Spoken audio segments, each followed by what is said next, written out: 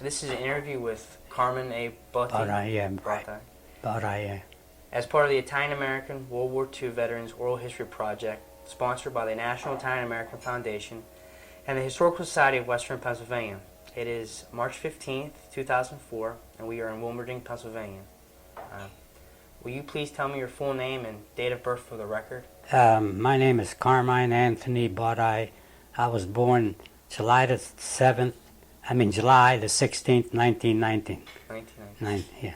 Here in Wilmerding. In Wilmerding, Pennsylvania.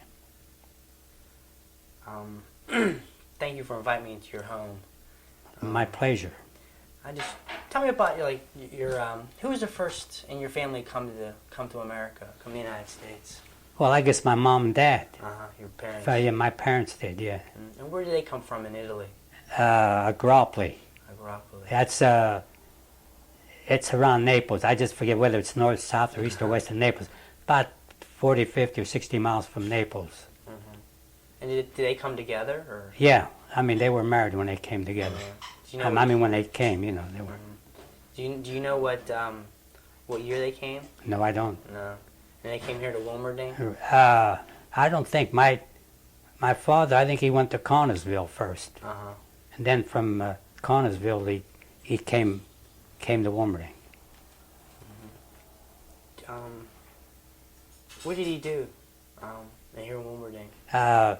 He worked for the weather. He worked in Westinghouse Air Brake Company. In Westinghouse. Yeah. And your mom stayed at home. What? Pardon me? Your mom stayed at home. Oh yeah, my mom stayed at home, and he worked. He raised. They had 7 children, 5 boys, 2 girls. And was there a lot of Italians here in Wilmerding? Oh yeah. Yeah. There was a section, like in every other town, they came over. They always, congregated real close. That one street that I was in, I think 3/4 of the street was Italians. And then there was another street, Pan Street, there was Italians there. And then there was other foreign class of people, Lithuanians, Serbians, and the Russian Orthodox, The Russian Orthodox. Yeah. But there was quite a few, Italian families. They always, when they came, they'd like to congregate, to live, and be raised the kids where there was the other Italians, the friends of theirs that they knew.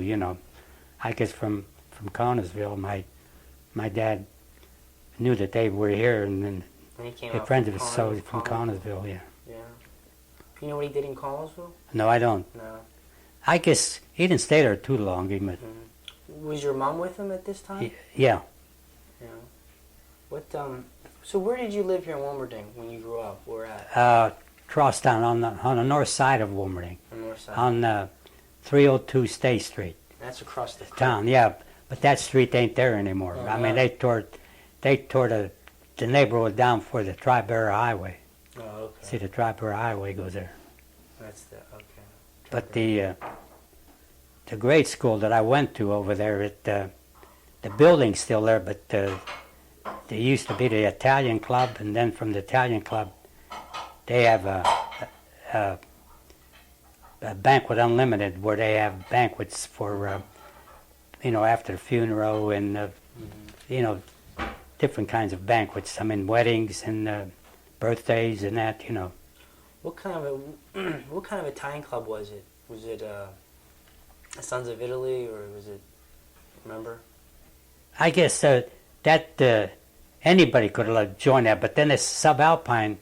You have to belong. You have to be like the northern part of Italy to belong. But the club across town, any Italian could belong. Okay. And then there was a lot of, like social members too. Right. They didn't want to be a regular member. They were same thing down subalpine. They charge you $1 or $2 to be a social member. So this way they wouldn't be, getting in any trouble. Was there a lot of Italians from where your parents were from? Yeah, they were from, the area from Italy. I mean, They came from Agropoli, Agropoli. yeah, Tell near me about- Naples. Did you speak Italian? No. No. When you grow up, you. Yeah, well, when my mother was living, we spoke Italian, but not that much. Then after she passed away, then, there was nobody there to talk to in Italian. I know my older sisters, kids, they used to come over the weekend up to their grandmothers, and my mother couldn't speak English, and they picked up Italian real good. But as fast as they learned Italian, when she passed away, they forgot it. But it was amazing, to see how they, picked up the Italian language, whenever they, was around my mother, around their grandmother.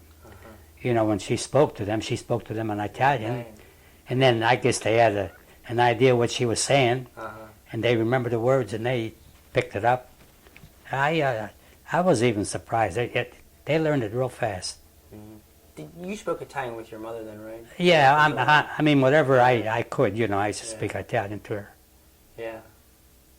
Tell me about your childhood. Remember growing up and as you have eaten Sundays, have a big dinner, church. Oh yeah, we Yeah. Mom, and especially my mom, she made sure that we went to church on Sundays, and the family ate together on Sundays, and then after that she went and visited her friends and relatives,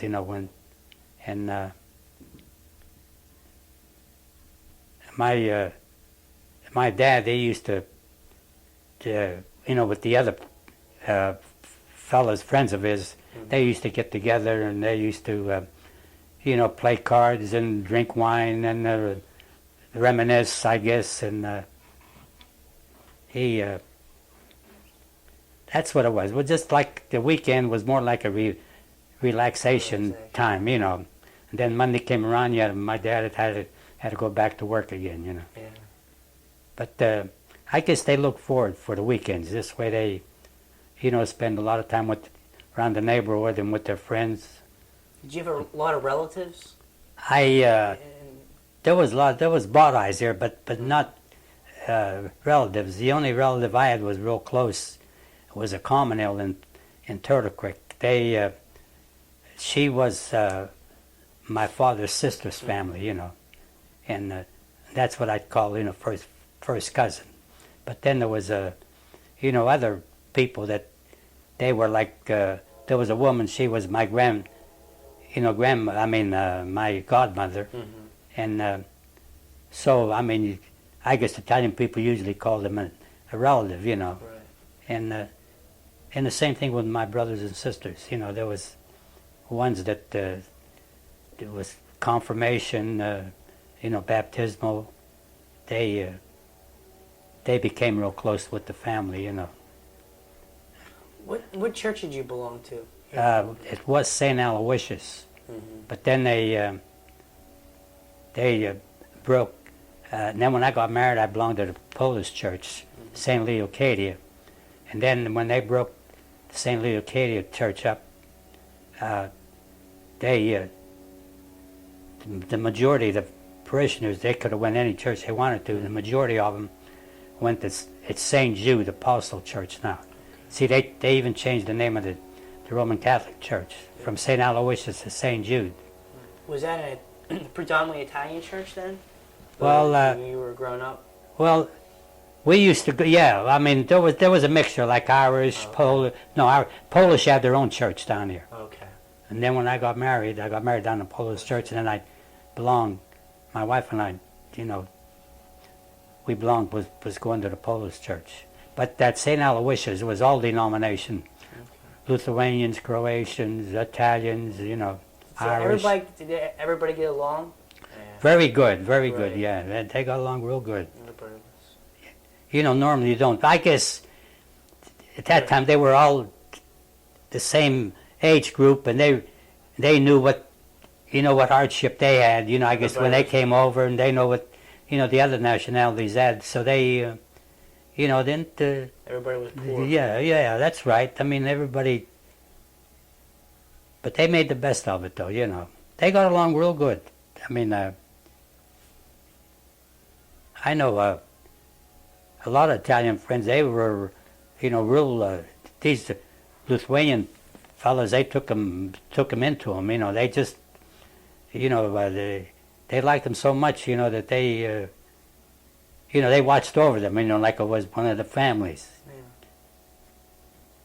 You know, but today everybody's on their own. You know, they're not as close today as they were years ago, you know.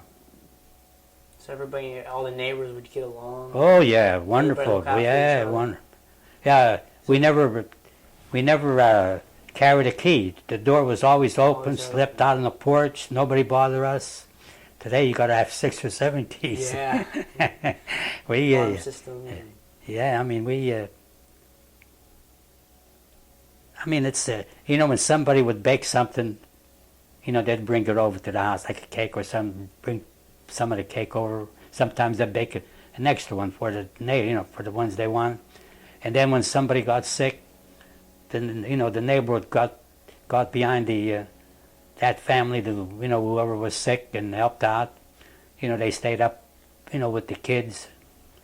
You know, with the kid, you know, whatever the person was sick, that, you know, take turns in staying up besides the, you know, the mother and the father staying up. But they were real close. You know, it's like one big happy family. The whole block, you know, they helped one another. This is probably help you got through the Depression, no? Oh, yeah, you're right. As a matter of fact, they during the Depression, they had, the company provided a piece of ground for anybody who wanted to have a garden. Mm-hmm. And then they'd have free plants, you know, and then they'd go up and plant them. Like my dad used to work second trick, and I used to go up there, and he told me, he says, go up and make the rows. So when he goes up there, you know, in the morning, mm-hmm. All you'd do is plant it, and then there was like a stream there of water, and you'd get the water from the stream and, you know, and water the plants. He planted, you know, whatever we needed at the house, tomatoes, peppers,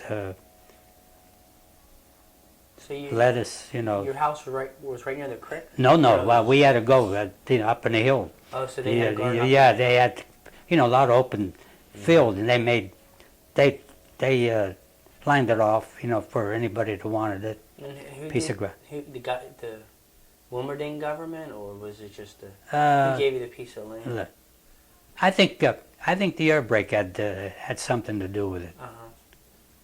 And they gave you also the free plants? Yeah, I mean, we had to go down to one place that they had the plants, you know. They tell you the plants are in, you'd get the plants, and you get them, and you go up and plant them. Did your dad work during the Depression? Yeah, they managed to give a family, a fellow with a family, you know, like 3 or 4 days of a week or 3, whatever it was. Sometimes he had to change shifts, you know, to get those 2 or 3 days, whatever it was they gave him, you know. But he liked second trick. He liked from 3 to 11. Oh wow, 3 to 11. Yeah, he liked it. I don't know why, you know, but he figured this way he could, you know, get something done. He'd get up early in the morning, you know. Did your dad make wine? Yes, he made wine. Yeah, he made wine. Yeah. How about your mom? What did your mom make and cook? Anything? Remember? Any traditions? Anything special? Well, I guess she made, you know, whatever the other Italian mother made. You know, they made cake from from scratch. They don't have no box cake. We used to get like pig's blood free from the butcher, our neighborhood butcher, you know, and she'd make those, you know, like blood pudding. To us, it was like a delicatessen, you know, was something, you know, real. We used to look forward to it, you know, because we didn't have any money to go out and buy cakes, and like I told you, like unless my mother made cake from scratch. And then she used to make her own macaronis, and used to eat macaronis twice with Thursdays and Sundays. And macaroni she'd make on Thursdays without the meat, and then on Sunday would go over to the butcher and get a piece of rump, and she'd cut it in small pieces so everybody in the family could have a taste of the meat on a Sunday. And I guess, I mean, that's about it. You know, she did a lot of embroidering, my mother, yeah. Did she sew them, or she would just do it for the house? Oh, you know what we needed. She had a sewing machine. I guess every family seen a sewing machine. She used to use that, you know, to fix up the clothes, pants, and whatever. Everybody. Made. And then after that, when she got older, she didn't do it anymore. You know, she did it whenever she was able to do it, and then when she couldn't do it anymore, she just gave it up. Tell me about, where did you go to school? Here? Oh, I told you, Right. I went was that Galt Walls? I went in the neighborhood. It was just like a block from the, I went up to, I think was fourth grade, and then from fourth grade we had to come across town here and go up to finish 8th grade. Then from 8th grade we went to, we used to go to, well, Wilmerding went to Turtle Creek High School. Okay. Turtle Creek High School. And then they finally built one in Wilmerding. That was in, I was the last group of people from, you know, the group of students from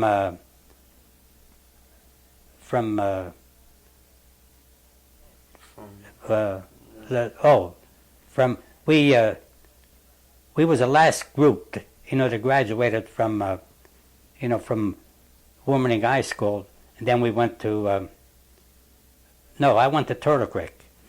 And then when they built the school, we were the last ones, you know, to graduate from Turtle Creek. But the ones after that, they started the school in Wilmerding. That was in '37. Oh, they started school right here. Yeah, I went there after we graduated. Our group, there was nobody else went to Turtle Creek. They went to Westinghouse Memorial High School in Wilmerding. Right here in Wilmerding. Yeah, and then the ones from Wall, PA, the town right next to us, they used to go to North Braddock, Scott. And then after Wilmerding built their high school, then they came to Wilmerding. So Wall came here. Okay. When you went to school as a kid, you spoke English at this time, right? Oh yeah, yeah. So you didn't have no problems with the No, teachers? no problem at all. No. Yeah.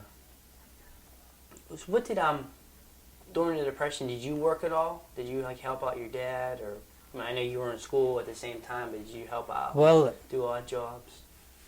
I remember selling papers. I used to sell. My brother sold for the Sun Telegraph, and I used to, you know, he delivered papers for the Sun Telegraph. He had a route. He used to go across town, and then he'd go to Adderley. That was about half a mile down the. No, it was more than a mile down the road. Then he had to go to the hospital, and then he was making more money than I was. I was making 50 cents a week selling papers up on the bridge of one of the gates from the Westinghouse air brake. And I was selling the press. Then after, like I says, he had to get operated on, and I took that route job, was making like $250 a week, delivering papers. The Sun Telegraph. Yeah, Sun Telegraph, yeah. So, And then my dad, I mean, he managed. I mean, we never, you know, pressed him for anything. You know, we realized that he didn't have much. He had a big family, 5 boys, 2 girls, and I mean, what he made, he just had to make sure that, you know, the kids were fed and had some clothes on them. How was, excuse me, were you the youngest, or No, no. Who was the oldest? My oldest brother, his name was James. He was the oldest one. And then it was my other brother, it's 92, 93. He's next, then my oldest sister, and then my brother Lou, and then me, and then my youngest brother, he's he passed away, and then my sister, younger sister. So there's only 3 of us living. Did your dad ever serve in? Did he serve in the military in Italy? No. What, so you graduated in 37. Yeah, So 37. after high school, what did you do? Well, I got a job in the air brake, Uh-huh. and I must have worked there about 6 months, and then I was, called to go into the service. That was in 41. And then from 41, I didn't come back. I had to see our service. They added it on while we was in the service. When we came back to work, those 4 or 5 years that I was, wasn't working, it added on to my service. Okay. So, they, So that had something to do with Social Security, right? yeah, they made sure. Well, I mean, I guess they told the fellas, whenever you come back, your job's here. If you want to work here, and your service is added on, to your with the time that you had before you went into the service. What did you do with the air brake? Well, they used to put most of the fellas. They start out with laboring. Then from laboring, when they had our new guys in, they'd go to laboring, and they would move up on a piecework job, like a machine or bench or whatever it was. I got on the drill press, a small drill press, and then when I left for the service, I left from at the small drill press. And then when I come back, I worked in a storeroom because they wouldn't, let me. Well, I mean, which was nice of them. They wouldn't let me operate a machine anymore in Counter DI. They thought maybe something would, when you're drilling or something, it might lose the other one. I almost lost the other one the way it was. I got a piece of shrapnel right between the nose and the eye, the right eye. The left eye's gone. I had 4 shrapnels in my face. Above the eye, above the eye, cheek, and right by the right eye. And so, and they've taken them out, or? Yeah, I think I still got a piece in my head because I can't take no MCI, with whatever, that test. Yeah. And then they found out, this one guy found out that he took an x-ray, found out I still had a piece of shrapnel in me, I had 19 shrapnel wounds. I counted them one time when I was in a hospital. Mm-hmm. And I got from 44 when I got hit. I got out on discharge was on VJ Day, when Japan surrendered. I was on my way home. So that was in 45. So I was in a hospital from 43 when I got hurt until 45. I had 19. I figured around 19 operations. So when so you were drafted in 41, Yeah. and so this was. I tell everybody, I said, oh, you guys were drafted. I said, I was selected. They called it Selected Service Act. Remember, that's what they called it. Yeah. Selected Service Act. I said, I was selected to go So come here. No, but I was drafted though. So you were selected before Pearl Harbor? Yeah. Oh, really? Yeah, What yeah, month? Do you remember? Oh, I just forget what month it was. I know I think I was in basic or the main camp. I really can't remember what it was, but I knew. But once they bombed Pearl Harbor, they took precautionary measure. They put the machine guns up on the roof of the buildings, in the camp I was in. And they made sure that there was no lights on, at nighttime. Yeah, I mean, when I left the States, we went right into action. I mean, we didn't go to a country and then sat around for a while. We went in, right into action. We went into Africa right away. Operation And then from there, Torch, yeah, right? Huh? Operation Torch? No, I just forget what it was called. There's 3 regiments in a division.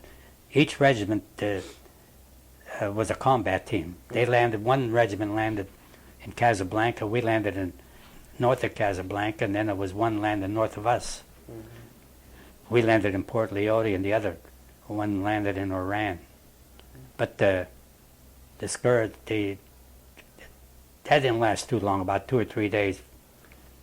But there was a few of the fellows got killed at the beachhead. And then when I got wounded, it was around midnight. It was nighttime, and it was dark. I got shrapnel wounds from a German hand grenade. And I thought, well, when I don't know how I got on the ground, whether I jumped off or whether I was blown off, because there was ammunition on the Jeep, small arm ammunition on the Jeep. And the commander told me to show the Jeep driver, I think he was from the ammunition dump. He says, take the Jeep driver up to your company area. And we never got there with the ammunition because, thing was blown up. And then from there, I was on the ground, and while I'm crawling to go to the company's line where the company was, the German patrol, they got around. I happened to look up and I seen them, and I guess they seen I wasn't going to last too long, with all the blood coming from my face with the 4 shrapnel wounds. They just left, and I just kept crawling. But I got there and told I think it was the sergeant, I says, he says, they get you too, Botti? I says, yeah. I says, the German patrol, I says, snuck through our lines. I says, that's who did it, So then I understand they got the patrol, after I had notified them that, that I had seen them, and that's what it was. I passed out as soon as I got to the line. I come to, and then about at dawn, they brought me back to the company headquarters, the CP, and they says, I think it was the officer. He says, why did it take you so long to bring him back? They said, well, they thought there was more than one patrol that snuck through our line. And then I passed out, and I think I didn't come to till about 11 days later from the, after that morning, when they was taking me to the field hospitals and the evacuation hospitals. Then I stayed in a couple hospitals in the buildings. I was in Casablanca. I was in a hospital in Casablanca. And then from there, they moved me back to the States.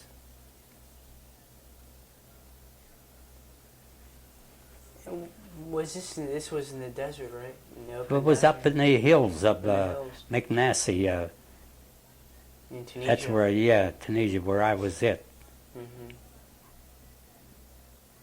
Like I says, I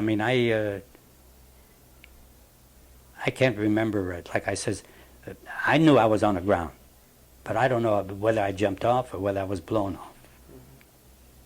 Mm-hmm. And I just kept crawling after I got to. Were you with anybody in the Jeep? Yeah, the Jeep driver.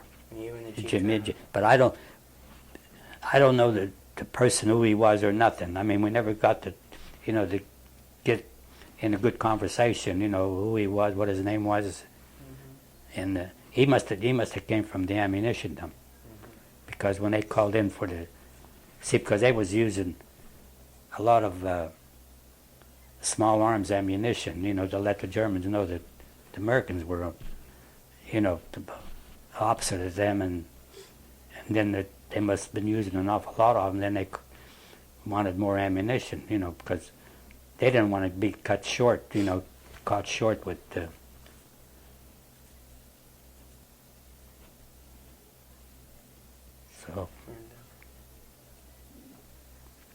So There was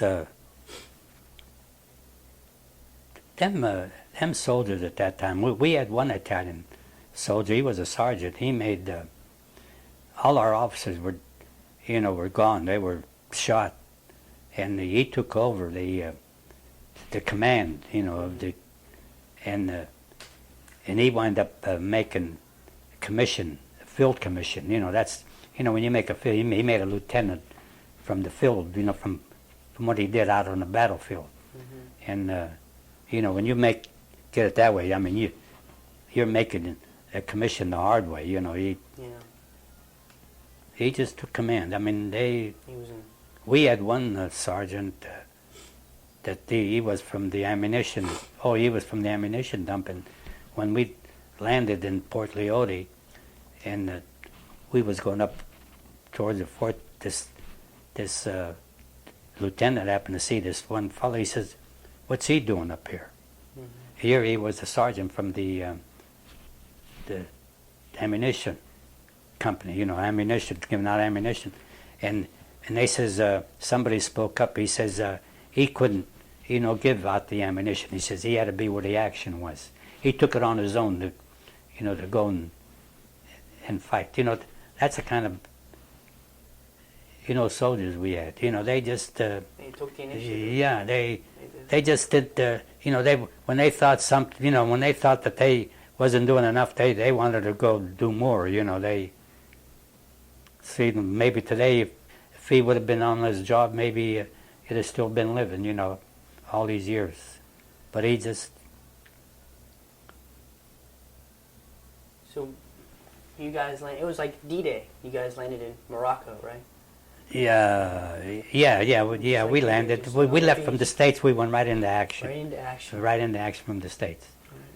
There was an awful lot of ships because every time we, woke up in the morning, we seen more ships than what we had the day before. Then the next morning, the same thing. We went in by landing barges, and then I was fortunate enough to be, like I says, in the first wave, because there wasn't any shooting at the time, But the ones after, they came in after us. I mean, they got the worst. There was a few of them were dead down on the beach. I think we had twin brothers. I think there was killed at the time down, when we landed.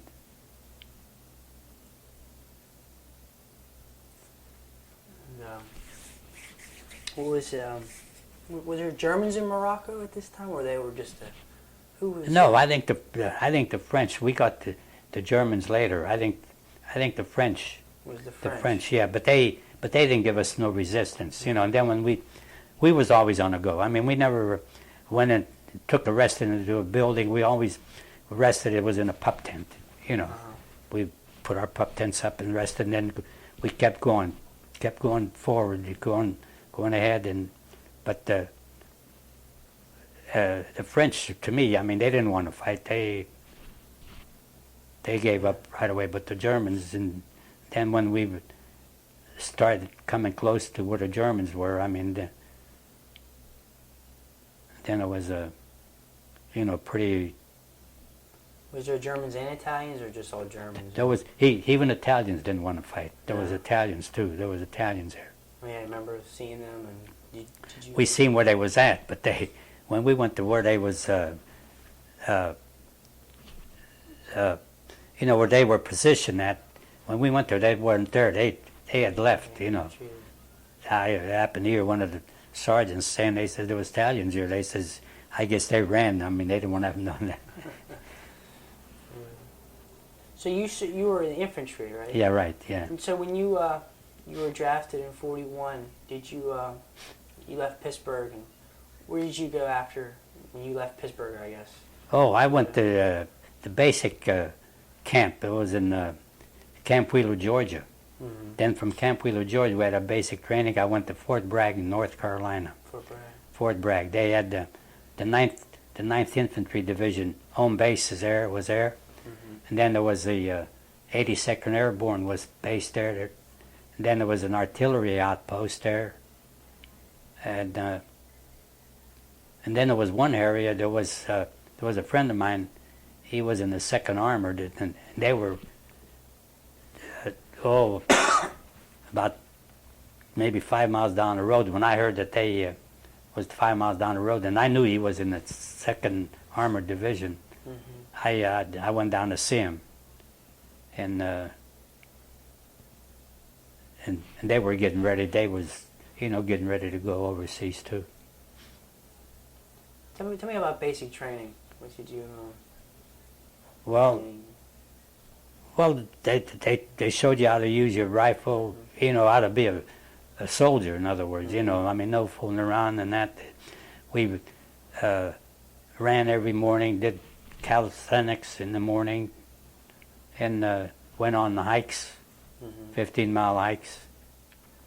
And then when we went to Fort Bragg, they made us walk a quarter of a mile, run a quarter of a mile, because somebody told us that the reason they was doing that, because they says the beach that we were going to land on, it was a long beach, and they wanted us to be in shape. And we did that every day. We'd run a quarter of a mile, walk a quarter of a mile, run a quarter of a mile, walk a quarter.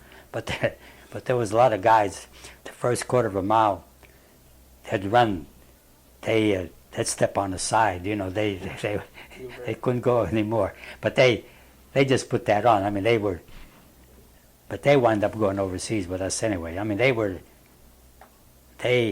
just didn't want to run anymore, because then the trucks used to come and pick them up, and they'd take them back to camp, So, when you were training, you knew that you're going to land on a beach? Yeah, I mean, Because they told us, we got to keep you in shape to, to get ready when you make the invasion.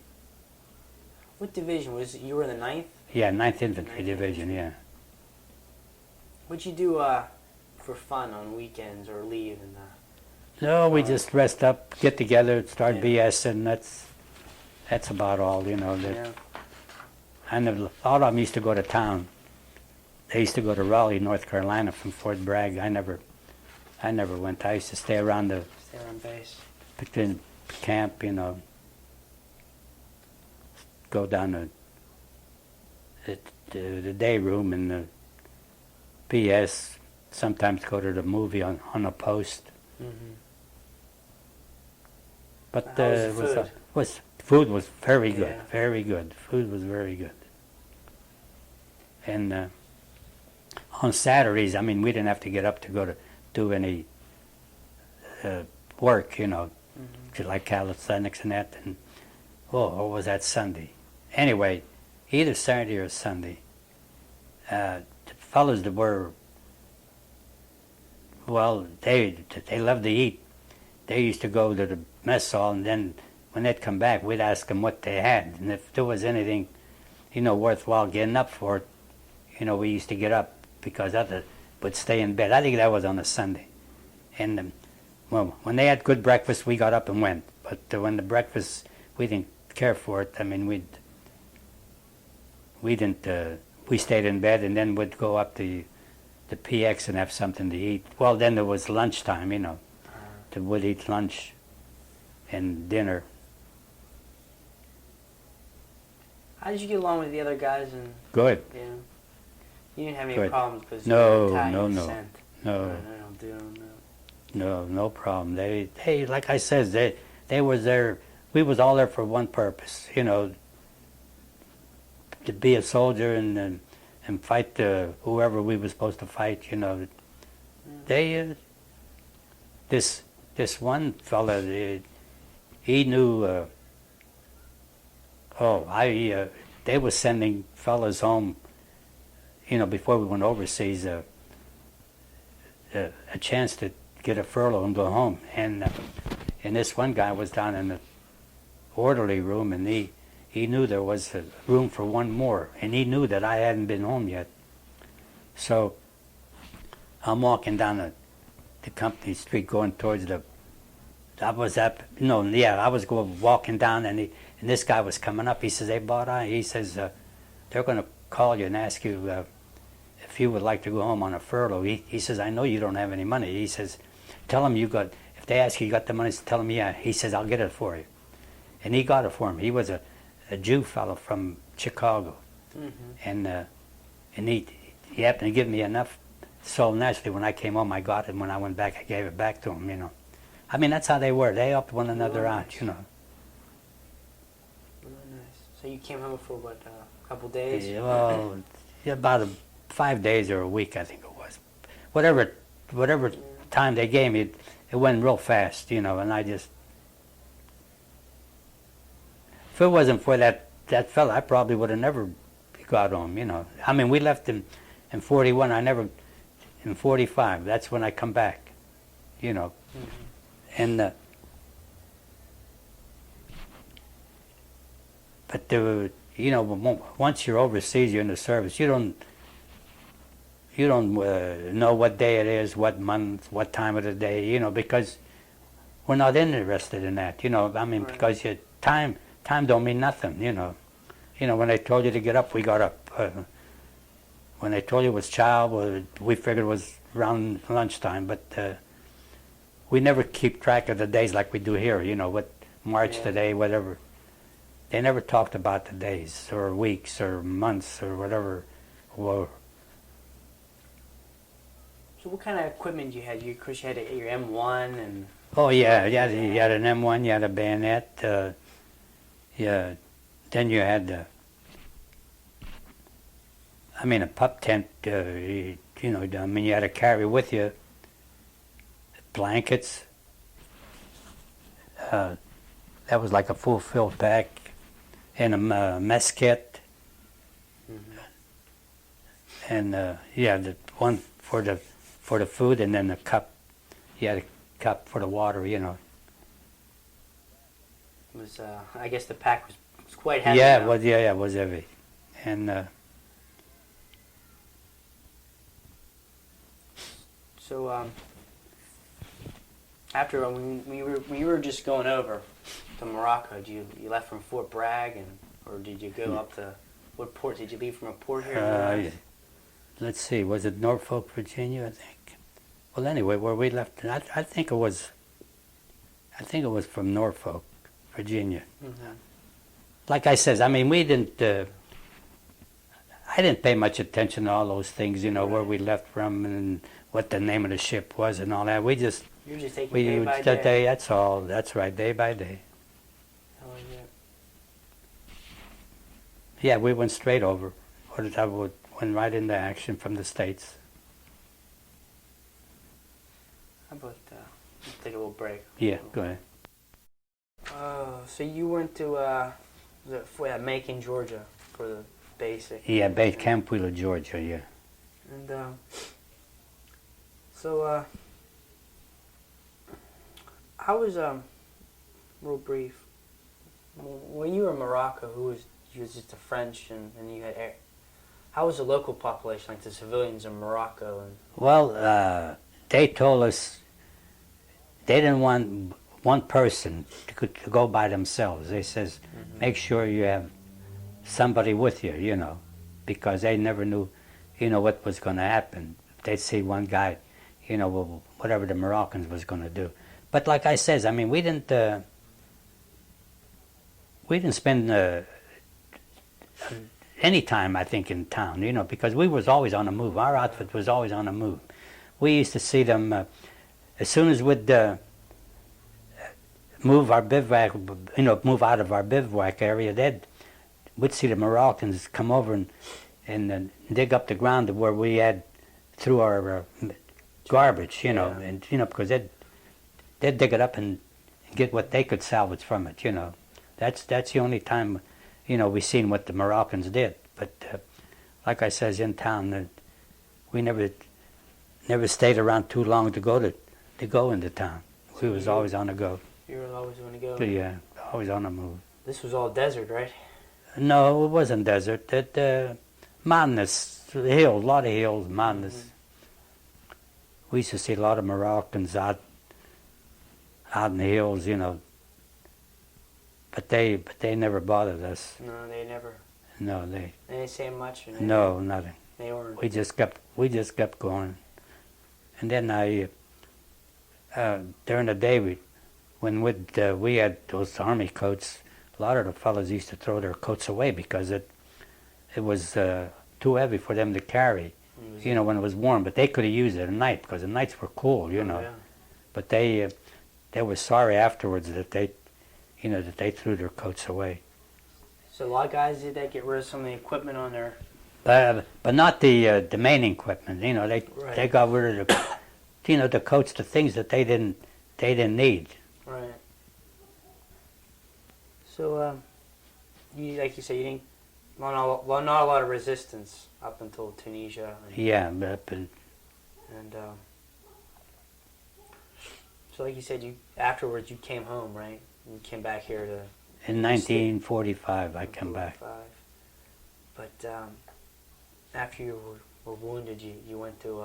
I went to different hospitals. Yeah, field hospital, evacuation hospital, and then I went to Casablanca, and I think they moved me up in Iran. Then we left from there. I back on the ship and went to Fort Dix, New Jersey. Tilton General was called Tilton General, and then I stood there. I forget how many months I was there or years.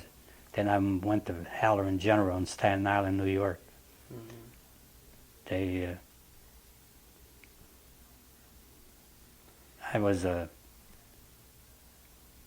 I think I was operated on in Tilton. I was operated in Halloran General.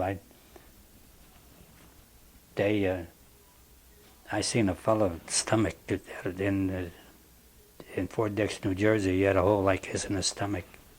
I used to go and see him every day, but then afterwards, I didn't get to see him. I think they moved me out. I don't know whether he lived or not. Boy, it was that penicillin came out during the war too. When I was in the hospital, I happened to see a lot of nurses and doctors around a patient. I told the nurse, I says, "What are they doing there?" I says, "I see a lot of commotion going on." They says, "Well, they're trying a new medicine. It's called penicillin. They'd give it to a patient. They never gave it to him twice in the same spot. They'd give it on the cheek, on the arm, on the next arm, shoulder, and then the other cheek, then they'd go around because they didn't know what kind of effect that penicillin, but it was a wonderful drug. And that's what they tested on these patients. And then they finally wound up giving you, that was like a powder form. They had a powder form, then I think they wound up making it in liquid where they gave you a shot. Mm-hmm. I think they had a powder form, from what I understand, powder form and then the needle. Did you get a lot of shots when you were going overseas? Let's see. I can't remember. Either maybe one or two shots. Maybe one. They had to give us shots. When you go in another country, they had to give you something. Or either that or pills. They used to give you pills too, I guess. I think, but I never. They used to give. I think on the ship, I remember I think the officer was asking this one soldier if he had got a certain kind of pill. And I don't remember whether he says yes or no,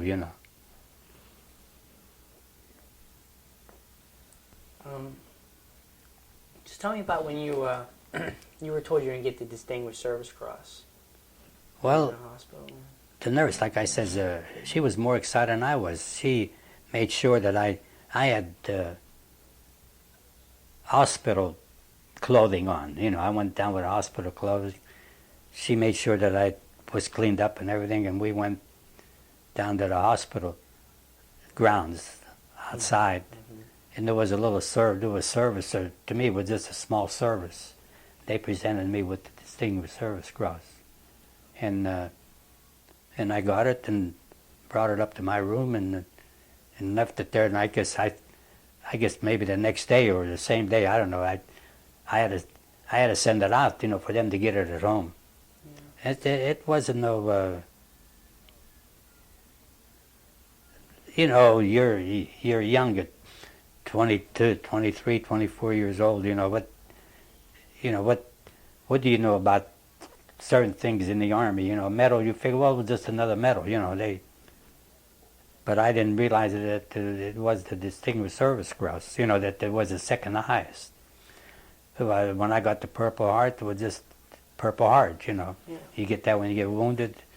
Then they give you infantry badge, a rifle with a rifle on it, combat infantry badge. That was another medal. They just gave it to you, and just put it on the side. Then when I send the other ones home, I send that one home too. Who presented it to you? Was there Well, a general? like I said, officer? Yeah. I don't know who ended it out at the hospital. Like I says, all I remember was I was out on these grounds, hospital grounds, and there was a few people around. Maybe there was a lot. I can't remember whether it was a lot or a few, but they presented me with this Distinguished Service Cross. This was in 44? Yeah, in 44. I got that in 44. And so, was VJ Day, is when you went home from the hospital? Yeah, that's when they discharged me. Uh-huh. They figured there was nothing more they could do for me, so they gave me a discharge. But I was in the hospital from 43 up to 45. How many total operations? I had I figured about 19 operations I had. 19. And that was mostly to remove the Yeah, shrapnel? yeah, and then they was trying to, my eye was pretty bad. They was trying to fix it up where they could put a glass eye in there, Mhm. There was a lot of operations on the eye. Then, like I says, they cut this up. I remember afterwards, they thought they took everything out and their pus was coming out. They figured there's more shrapnel in there. They cut it open again and cleaned it all out. And then they tried to, up here, they did some skin graft right by the eye, right up here by the eye.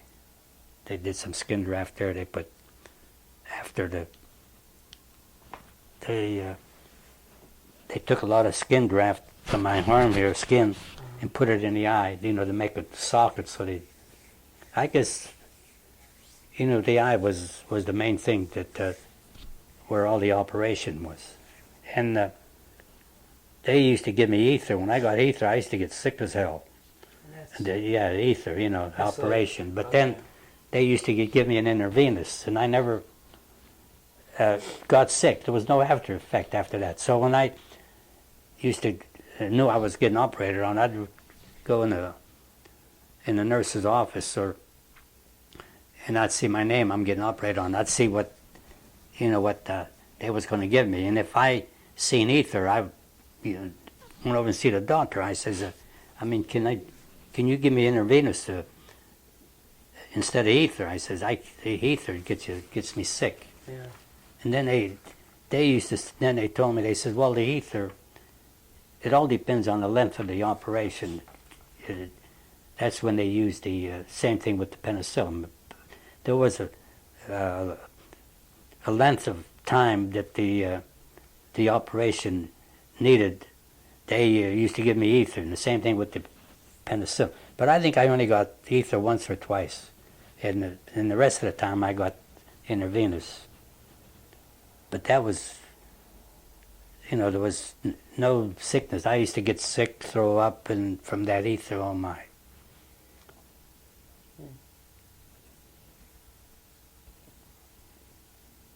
What, did your relative, did anybody from your family? Yeah, my dad come. My father Dad came to see me up in Fort Dix. In Fort Dix. He came by himself, yeah. Mm-hmm. Did your brothers serve too? No. No, your brothers, they didn't No. go to World War II. I had, I used to, when I was able to get around, went to see some. They claimed it was relatives of mine in New Jersey. It wasn't too far from Fort Dix. What was your rank? When I left was PFC, PFC. Private First Class.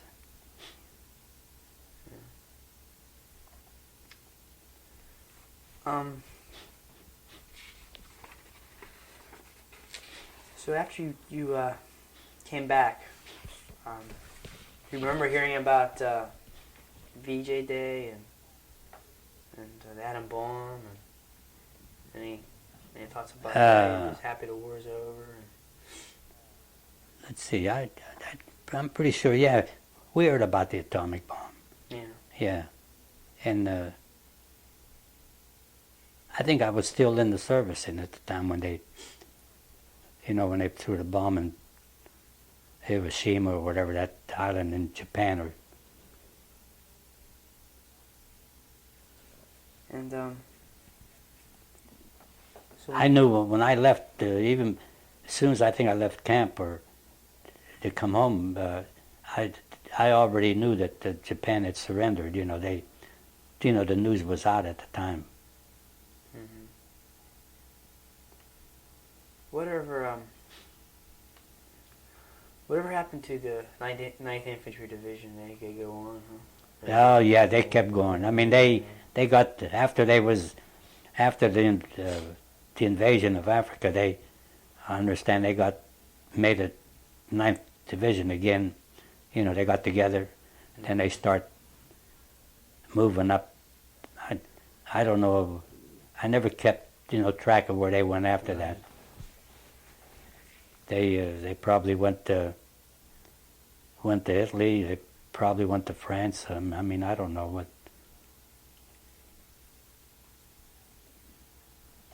So when you came back, what did you do afterward? You went back to Westinghouse? Yeah, I was back to Westinghouse and worked. Yeah. I had a fellow from Wilmerding. He was in another regiment. He was captured by the Germans. Mm-hmm. He was. He's dead now, though. I mean, I think him and I left. We left the same time. He was in a different. He was in the 39th, I think, regiment. I was in the 60th regiment. Then it was like the 47th too. Was another regiment in our division.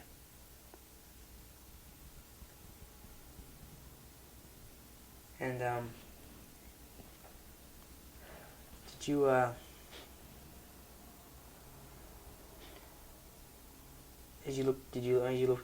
when you came back, did you talk about, you mentioned you got the distinguished service or No. you just I didn't mention no, didn't say nothing because I just thought it was yeah. I had even forgotten about it, that I had send one back. I thought it was just like another medal. I didn't mention anything to nobody until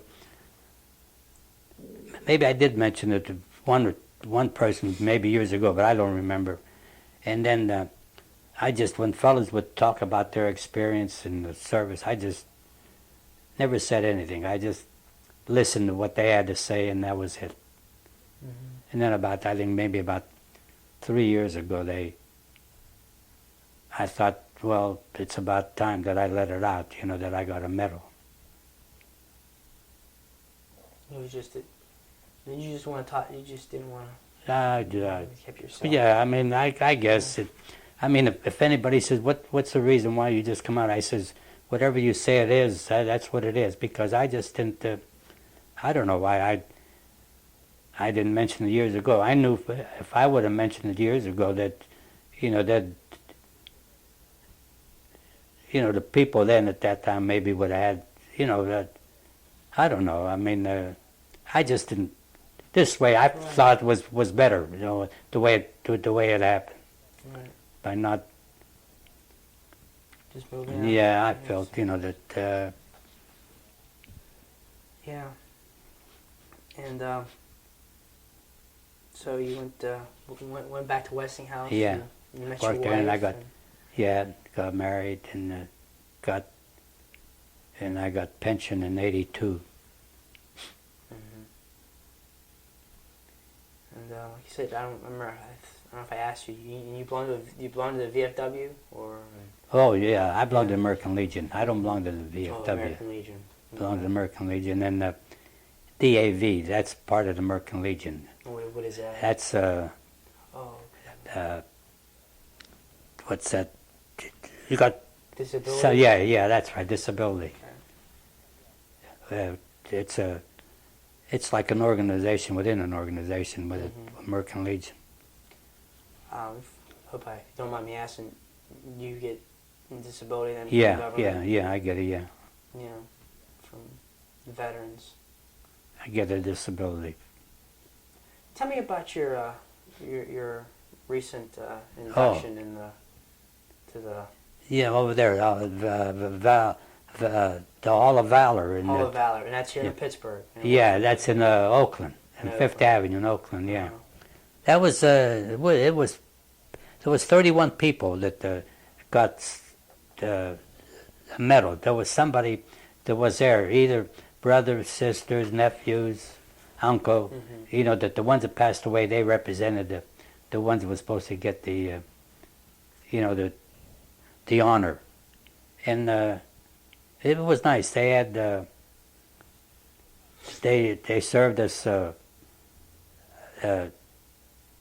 chicken, roast beef, potatoes, and a vegetable side dish, and then they had salad and a fruit bowl and coffee, cake. I mean, it was really nice. The food was good. How many people from your family was there? I had 27 altogether. I had my sister-in-law, and I had my sister there. But the rest of them were nephews and nieces from, my other brothers and sisters' family. And did you bring your medal? And They they made this. this I bought. They charged us for this one, but the other one is it's the same thing. This is identically the same one. This is a duplicate. One is staying down there, and this one it belongs to me. Okay. Some of them had 2 or 3 of them. They brought home. You bought this. I just bought the. So this is down in the Soldiers and Sailors. Yeah. They won like that. Everybody. There was 31. There was 31 of them down there. It's identically the same one, but their thing is different. The reading is different. Okay, reading's different. And they had one person. We didn't have to get up and say anything. There was this one person. He read the citation. He had the citation, and he read them all. And then they got up and stood beside one of this on like a tripod, and then they took a picture. And then it was guys dressed in army uniforms, big guys. They got him and put it on a tripod on the side of the wall on the, in the hall we was at, on both sides, on one side and on the other side. I guess afterwards they took them out and put them where they're going to be permanent, And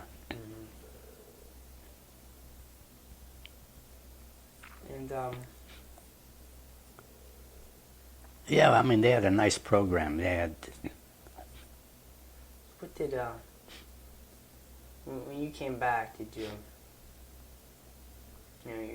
as an American, you felt that it was your duty and you're proud? And oh yeah, I mean there was a thing, that I was sent over there to do, and I thought I did it and come back. I mean, I never. Get down on it, I mean, I just, it was just like another ordinary thing, that I had to do. Yeah. How did you feel if we don't understand today, like, since you were an Italian, did you feel more American? You were American, your heritage play any part? And No, I never thought of it. you Never thought of you it. were- Never you were thought of American. it. How did your dad feel, your mom? And, Well, I never asked them, Never what they, asked.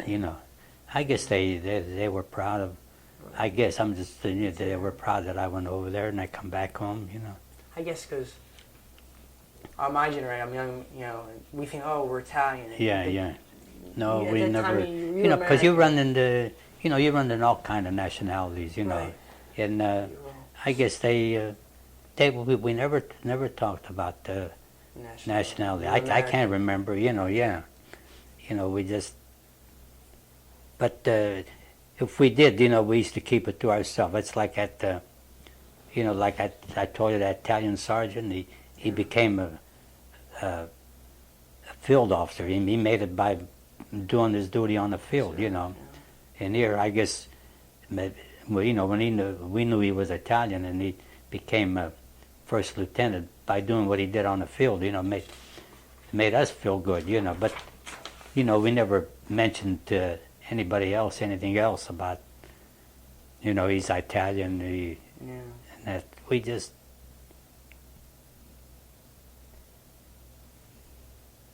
And so, In other words, there was a lot of harmony. I mean, with the soldiers. I mean, we just was close. Was close. To one another. Yeah. They, like I say, nationality, religion, never. everything like that. You say No. you're Jewish fellow Yeah, from Chicago gave you the money. they gave me to come home on. He says, I know you don't have any money. He says, I'll get you the money to go home. So this, And so he gave me the money, come home, and then when I went back, I gave it to him.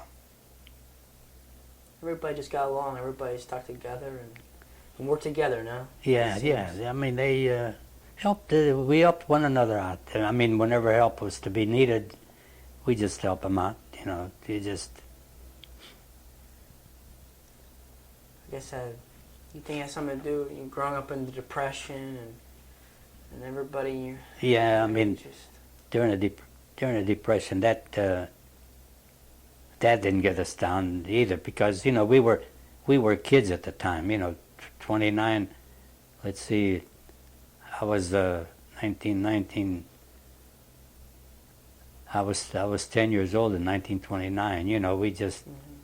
I guess my oldest brothers and sisters, they felt it more because they were older. I guess what depression was.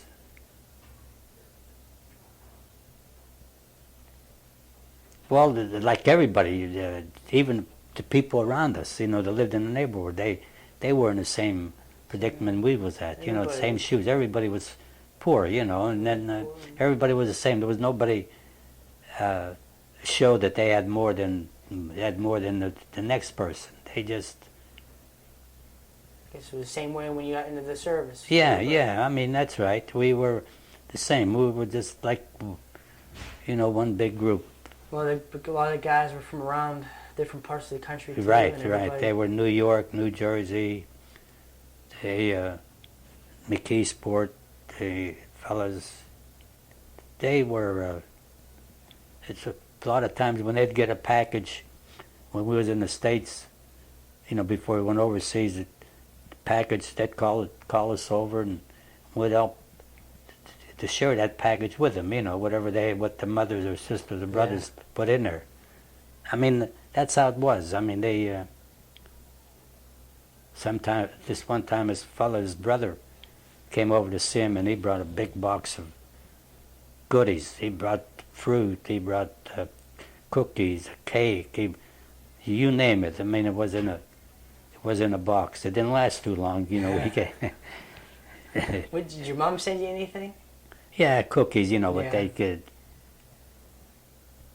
But in a hospital, there was one big room.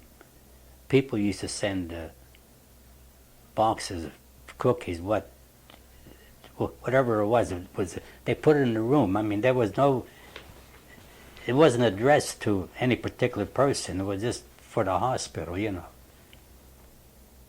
So I guess that was the only thing they could do to the hospital, just put it in the room, and I don't know what they did with it after that. You know, surely, I mean, they probably gave it to somebody. I guess if you went in there and asked for a box, one of them boxes, you know, you'd go ahead, help yourself, you know, but yeah, the people were wonderful. I mean, they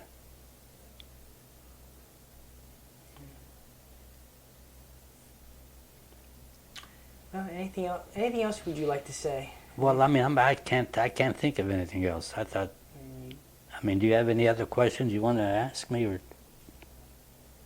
Yeah. I mean, you did a wonderful thing and served, and Thank you. you made it, and very, very proud of yourself. And so, again, thank you. And Thank you that's for having me.